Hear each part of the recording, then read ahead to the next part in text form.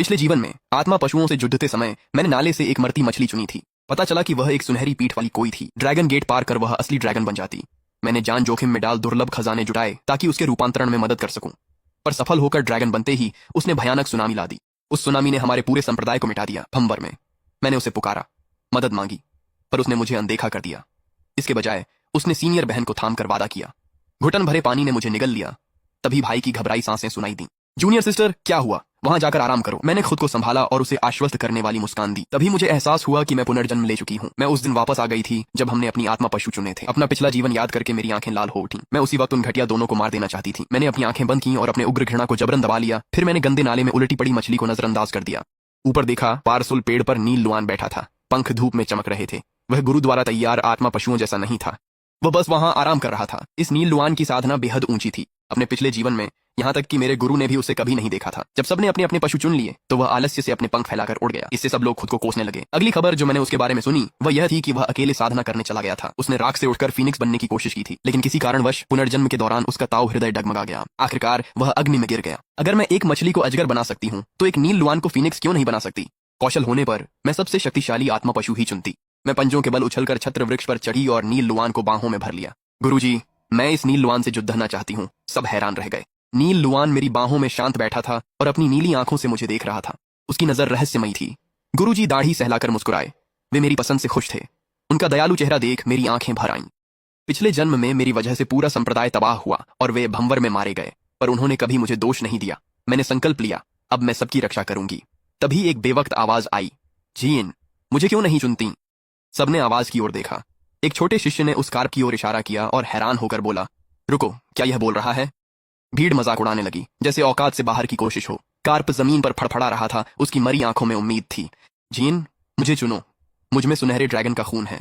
सुनहरा ड्रैगन बनने पर हम साधना साथी बनकर हमेशा साथ रहेंगे। मेरी आंखें फटी रह गईं। क्या मूली का भी पुनर्जन्म हुआ?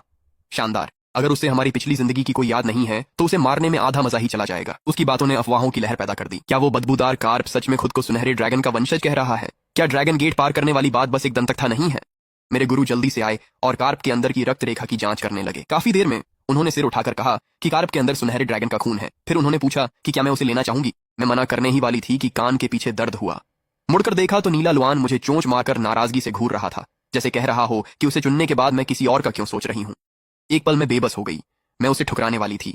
वह कितना शांत और शाही, किसे खबर थी इतना गुस्सैल है। मैंने साफ मना कर दिया कि नीला लुआन चुनने के बाद अब मैं अपना फैसला नहीं बदलूंगी। उसमें सुनहरे ड्रैगन का खून हो तो क्या, वो ड्रैगन गेट पार न कर पाया तो बेकार ही रहेगा। जीएन, ऐसा मत कहो, हम परफेक्ट जोड़ी हैं। मूली मेरी ओर कूदने लगा, पर वह देर से पानी के बाहर होने के कारण घायल था। गुस्से और घबराहट के उफान में वह सचमुच बेहोश हो गया। उसे इतना बेबस देख मेरी हंसी नहीं रुकी। पिछले जन्म में उसने नफरत में हमारा पूरा संप्रदाय मिटा दिया था, तो अब वह मुझसे क्यों चिपका है? ये किस तरह का नाटक है? क्या उसे अपनी प्यारी सीनियर सिस्टर की बाहों में नहीं जाना चाहिए था? मेरी सीनियर सिस्टर लिन छिंगयू आगे बढ़ी।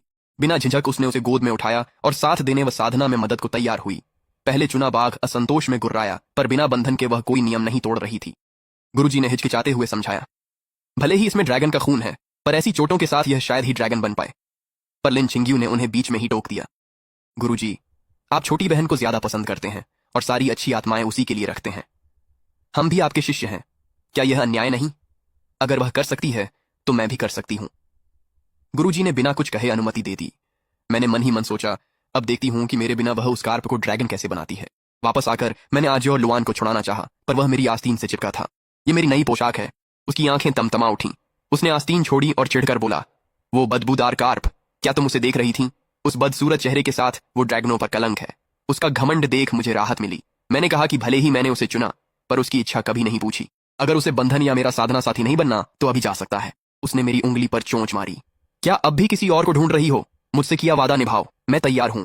मैंने अपनी रक्त की बूंद दी और उसे भी यही कहा। पूर्व जन्म में मैंने मूली को बचाकर उसकी साधना कराई, क्योंकि हम एक दूसरे से गहराई से प्रेम करते थे और उसने अपनी चोटों का बहाना बनाया था। उसने कभी बंधन पर हस्ताक्षर नहीं किए। आखिरकार मेरी मौत उसी ने की थी। इस जीवन में मैं खुद को चोट नहीं लगने दूंगी। मुझे लगा ये जोर लुआन हिचकिचाएगा। आखिरकार एक आत्मा बंधन हमें जीवन और मृत्यु में एक साथ बांध देता है, लेकिन वह जरा भी नहीं हिचकिचाया। उसने जबरदस्ती खून की एक बूंद निकाली। वह मेरी रक्त बूंद से मिल गई और बंधन तुरंत ही स्थापित हो गया। मेरे समझने से पहले एजियोर लुआन ने हाथ बढ़ाया। मैंने पोशाक कस ली। चेहरा शर्म से लाल हो गया। वह मेरी प्रतिक्रिया से उलझ गया। उसने एक नीला रूह पंख थमाते हुए कहा, मैं खून रोक रहा हूं, इसे घाव पर रखो, जल्दी ठीक होगा। उसकी तीखी नजरों ने मुझे बेचैन कर दिया। उसका नाम हुआंग छिंग था। तभी लिन छिंग्यू लड़खड़ाते हुए आई, हाथ में पानी का घड़ा लिए। उस घड़े के अंदर मूली थी। उसकी आंखों में जलन साफ झलक रही थी। उसने आरोप लगाया कि अज्योर लुआन को चुनकर भी मैं उसके स्पिरिट एनिमल को रिंझा रही हूं। घाटी के टीछे में मूली गंदी थी, पर उसकी सुनहरी मछली जैसी चमक दिख रही थी। दर्द में उसने पूछा कि प्यार के बावजूद मैंने उसे क्यों नहीं चुना। वह अज्योर लुआन संग मेरे आत्मिक संबंध को समझ नहीं पाया और मुझसे भी जुड़ने की भीख मांगी। यहां तक कि एक मालिक सेवक का बंधन भी चलेगा। हुआंगचिंग ने मूली की ओर घोर तिरस्कार से देखा, उड़कर आई और पानी के घड़े को चोंच मारकर तोड़ दिया। मूली जमीन पर गिर पड़ा, कमजोरी से तड़पता रहा। लिन छिंग्यू ने उसे घबराकर समेटा और मुझ पर आरोप लगाया कि मेरा बेलगाम आत्मा पशु दूसरों को चोट पहुंचाता है और मैंने सीनियर का सम्मान नहीं किया। उसने यहां तक कह दिया कि मूली के अंदर सुनहरे ड्रैगन का खून है और वह एक दिन जरूर सुनहरा ड्रैगन बनेगा। उसने चेतावनी दी कि बाद में मिन्नतें मत करना। फिर लिन छिंग्यू ने सिर झुकाकर मूली को दिलासा दिया। मूली की आंखों में नाराजगी और हार के बावजूद वह आज्ञाकारी बना रहा। फिर वह लिन छिंग्यू के साथ चला गया। आंगन फिर शांत हुआ। मैंने कनपटी मलते हुए दोनों जिंदगियों की यादें उलझती महसूस की। पुनर्जन्म के तनाव ने मुझे थका दिया था। मुलायम पंखों के स्पर्श से शांति मिली। मूली का व्यवहार पिछली जिंदगी से अलग था। शायद वह फिर से अपना रास्ता बनाने का छल कर रहा था। लेकिन अब मैं वह भोली लड़की नहीं रही थी जो पहले थी। मैं उसे मारकर खतरा खत्म करना चाहती थी, पर उसे सीनियर सिस्टर पर निर्भर और ड्रैगन बनने का मौका न देख मैंने उसे छोड़ दिया। देखना है क्या इस जन्म में भी वह और लिन छिंग्यू वैसी ही दीवानगी से प्यार करेंगे। उस रात मैं बिस्तर पर करवटें बदलती रही, फिर आखिरकार सो गई। अपने सपने में मैंने फिर से अपनी पिछली जिंदगी की सुनामी देखी, लेकिन अब वह घुटन भरी भावना गायब थी। मैं सच में पानी के नीचे सांस ले सकती थी। मैंने सतर्कता से अपनी आंखें खोली और एक नंगे गोरे सीने को देखा। रुको, मेरी बिस्तर में एक आदमी कब आ गया।